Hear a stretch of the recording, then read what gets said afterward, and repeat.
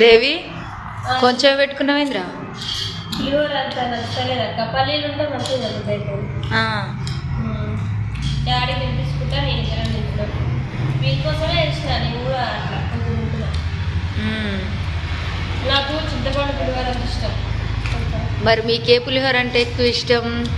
అన్నం తింటుర్రా పడేస్తురా? మీరు చూడండి ఫ్రెండ్స్ ఎట్లా పడేస్తుర్రో.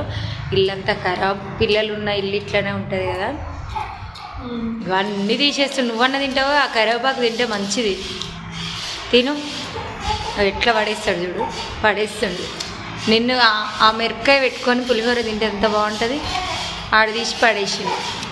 నేను తినను, నాకైతే నిమ్మకాయ పులిహోర కంటే చింతపండు పులిహోర అంటే ఇష్టం. అది దేవుని గుళ్ళ కడిగేస్తారు విషయంగా గుడి దగ్గర, అదైతే మస్తు ఇష్టం. వాడు ఎట్ట తింటుండే.